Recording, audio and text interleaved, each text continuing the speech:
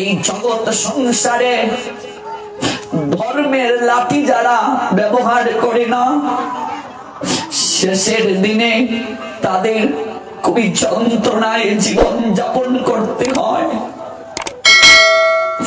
যুদ্ধের পূর্বে তুইও গিয়েছিলে, দুর্যোধন আমার কাছে গিয়েছিল। আমি বলেছিলাম আমি যুদ্ধ করব না, আমি কেবল সারথি হব, অন্যদিকে 2,18,700 সৈন্য দেব। কোনটা নেবে? দুর্যোধন তুই বলেছিলে যে যুদ্ধ করবে না, তাকে বসিয়ে বসিয়ে খাওয়ালে হবেটা কি? তুই সৈন্য নিয়ে এলি। আর দুর্যোধন বলেছিল আমি জয় বুঝি না, পরাজয় বুঝি না, রাজ সিংহাসন বুঝি না মাধব, শুধু এই জন্ম নয় প্রত্যেকটা জন্মে জন্মে আমি যেন তোমার বান্ধব হয়ে থাকতে পারি। এই জগৎ সংসারে গোবিন্দকে যে লাঠি মনে করে মা, শেষের দিনে তাকে কোনো কাঠের লাঠিতে ভর দিয়ে চলতে হয় না। লাঠি মানে শক্তি, লাঠি মানে ভরসা। যদি মনে করো পুত্র আমার লাঠি, নাতি শ্মশানে দেবে ছাতি, ভুল ভাবছ। 3 দিন বিছানায় পড়লে বুঝবে সংসার কত বিচিত্রময়।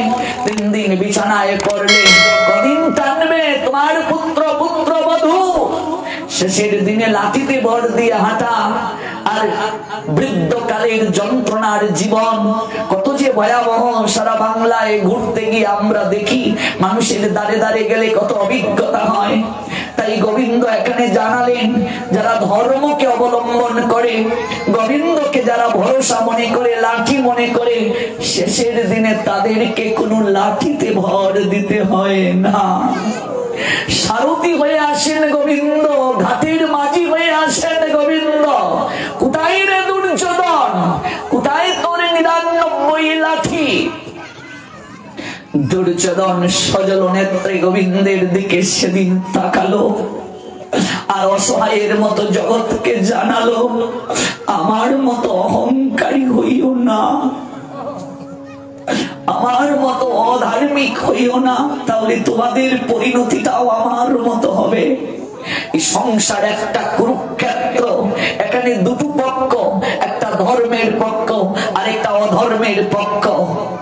এই সংসার কুরুক্ষেত্রে আমাকে বিচার করতে হবে আমি কোন পক্ষ অবলম্বন করব। আমি কি দুর্যোধনের পক্ষ নেব না অর্জুনের পক্ষ নেব?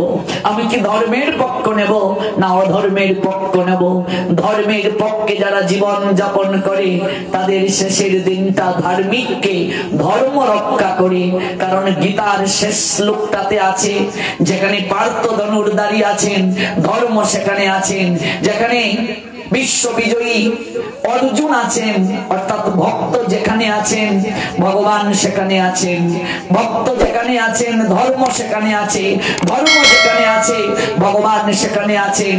আর যেখানে ধর্ম ভক্ত ভগবান আছেন সেই পক্ষই ছিল বিজয়ী হয়, সেই পক্ষটাই অন্তিমে গোবিন্দ চরণ প্রাপ্ত হয়। জীবনের ভরসাটা খুবই প্রয়োজন। আমরা ভরসাই করতে পারি না, তাই ভগবান সবাইকে কৃপা করেন, অহংকারীকে কৃপা করেন না। যে প্রসঙ্গে এত দূর গেলাম, মহাজনের উত্তর দিচ্ছেন মহাপ্রভু, আমি বেশ্যাকেও কৃপা করেছি নামের আশ্রয় নেওয়ার কারণে। বেশ্যা থেকে তাকে আমি বৈষ্ণবী বানিয়ে দিয়েছি। লক্ষ হীরা বেশ্যা থেকে সে লক্ষ নামী বৈষ্ণবী হলো। বেশ্যার মূর্তি আজ বৈষ্ণবী রূপে পূজিত হচ্ছে যশোর জেলার সারসা উপজেলার বেনাপুলে। যদি কোনোদিন যান দেখবেন পাট বাড়িতে আছে। নামের আশ্রয় নিয়ে সে বৈষ্ণবী হলো। জগাই মাদাই মদ খেত, গোমাংস ভক্ষণ করত, রমণী দর্শন করত। নামের আশ্রয় নিয়ে জগাই মাদাই, জগাই থেকে জগন্নাথ হলো, মাদাই থেকে মাধব হলো। 1 লক্ষ হরিনাম না করে ওরা জল পরে আর গ্রহণ করে নাই, বুঝলে মা? আর চাপাল গোপাল মদ মাংস দিয়ে জীবন যাপন করত, আহার করত। সেই চাপাল গোপালকে মহাপ্রভু বৈষ্ণব বানিয়ে দিলেন দেবকী নন্দন দাস। কিন্তু অহংকারীকে ভগবান কৃপা করেন না। চিত্তে একটুও যদি অহংকার এসে যায় তাহলেও সে গোবিন্দ চরণ থেকে দূরে সরে যায়। ভগবান সব সহ্য করতে পারেন, দুটো জিনিস সহ্য করতে পারেন না। কি কি? এক হচ্ছে অহংকার, আর দুই হচ্ছে ভক্তের নয়নের জল। এই দুটো জিনিস ভগবান সহ্য করতে পারেন না। অহংকার চিত্ত থেকে বিদূরিত করে নয়ন জলে গোবিন্দ চরণে প্রেমাঞ্জলি নিবেদন, শ্রবণ, তাহলেই কৃপা। শ্লোকটা কি ছিল? শ্রদ্ধাবান অনস্বচ শৃণুয়াত অপি ইয়া নরহ। শোনো অর্জুন, শ্রদ্ধার সঙ্গে যারা এই কথা অর্থাৎ ভগবানের কথা শ্রবণ করবে, নর, নর মানে মনুষ্য, শ্রদ্ধাবান অনস্বচ শৃণুয়াত অপি ইয় নরহ, নর মানে মনুষ্য। শ্রদ্ধার সঙ্গে যারা শ্রবণ করবে, যে মনুষ্য শ্রবণ করবে, শৃণুয়াত শব্দের অর্থ শ্রবণ করা, স অপি মুক্ত শুভান লোকান প্রাপ্নুয়াত পুণ্যকর্মণাম। সেই ব্যক্তি, কোন ব্যক্তি? যে শ্রদ্ধার সঙ্গে ভগবানের কথা শ্রবণ করতে বসেছে, আর কি চিত্ত থেকে অহংকার দূর করে বসেছে যে আমার কেউ নেই। গতকাল বলেছিলাম পাঠে যে 2.5 ঘন্টা সময় ভাবতে হবে আমার স্বামী নেই, আমার স্ত্রী নেই, আমার সংসার নেই, আমার ব্যবসা নেই, আমার চাকুরি নেই, পুত্র নেই, কন্যা নেই, কেউ নেই।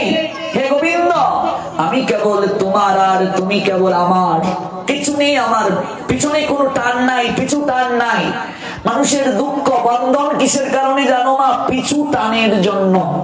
পিছু টানটাই বন্ধন।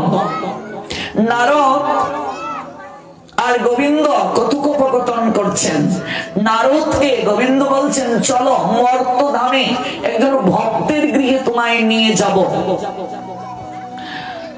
নারদ বলছেন এ তো আমার সৌভাগ্য প্রভু। গোবিন্দ নারদকে বলছেন তবে তোমায় যে ছদ্মবেশ ধারণ করে যেতে হবে।